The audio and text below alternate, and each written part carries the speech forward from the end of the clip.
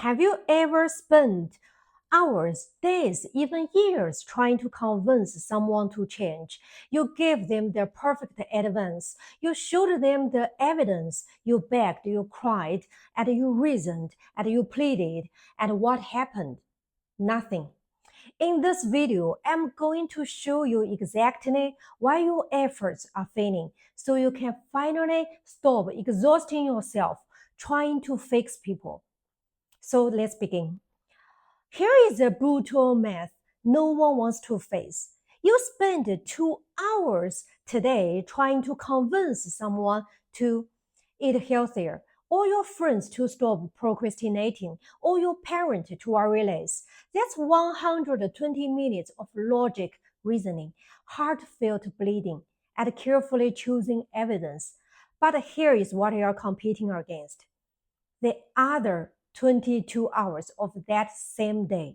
What's that mean? In those 22 hours, the brain is running on autopilot, running the same compulsive thinking patterns, the same emotional reflexes, the same neural pathways they've been reinforcing for decades, not years, decades. Let me give you an example. Imagine your father is 55 years old and every night he comes home from work, collapses on the sofa, and scrolls through his phone for 3 hours. And you see it as a wasted of time. And you spend 2 hours over dinner showing him studies about blue night, sleeping disruptions, and the benefits of reading. And he knows, he agrees, he says, you're right. And the next evening, he collapses on the sofa and scrolls for 3 hours. Why? Because for the past 40 years, his brain has learned that coming back home plus fatigue plus passive entertainment equal relief from stress. That equation is burned into his nervous system. It's not a belief, it's a physical groove in his neural circuitry. Your 2 hours of reasoning, that's like trying to redirect the Mississippi River with a tin spoon. It's not that he doesn't understand you, it's that understanding is not enough to override 40 years of conditioning. Here is uncomfortable truth. For most of the day, people are not consciously choosing their behavior. They are running what psychologists call compulsive thinking, the endless loop of familiar worries, automatic reactions, and deeply ingrained habits. This machinery operates below the level of awareness. Let's say your friend is a chronic overspender. You sit with her for 2 hours and show her a beautiful budget spreadsheet, and she is genuinely moved. She cries, she commits, she promises, and then she goes back to her life. And in the remaining 22 hours, her brain encounters 70 moments of emotional stress, 12 advertising triggers, 5 social comparisons on Instagram, 3 opportunities to impulsive buy. Each of those moments activates a pathway that has been practiced for 20 years.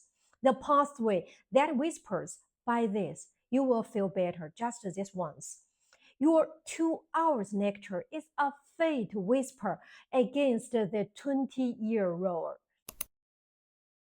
So if you can't make someone change, then when do they change? Only under one condition. When the pain of staying the same becomes greater than the pain of changing. Not when you explain it clearly enough, not when you present enough evidence, not when you love them hard enough, only when their own internal suffering crosses a threshold. I call this pain threshold principle. Take someone who's been smoking for 30 years and you've begged, you've cried, you've shown them long x-rays, nothing. One day they wake up short of breath. They can't walk up a flight of stairs without gasping. They feel a sharp pain in their ribs when they cough. And that moment, not your years of bleeding, that moment is when they decided to quit. Why? Because now the pain of continue, the terror of dying early has finally become heavier than the pain of changing. The cravings, the withdrawal, the loss of their coping mechanism. The shift didn't come from outside, it came from inside. So here is the final equation. Your influence is 2 hours of conscious effort per day.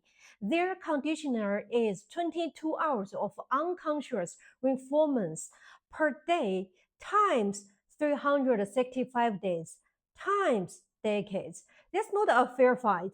That's not even a fight. That's a tsunami against a sad castle. And that is precisely why the only person you can truly change is yourself. Not because you are powerless, but because your power is best spent where it has any leverage on your own choice, on your own reactions, your own growth. When you stop trying to push the river, you stop exhausting yourself. And sometimes, not always, but sometimes when you stop pushing, the persons you love finally feel safe enough to look inward. And that inward looking, that's where the only real change happens. You cannot wake someone who is pretending to sleep, but you can stop losing your peace of mind over it. And in that quiet space, you might just find that your peace is worth more than their change.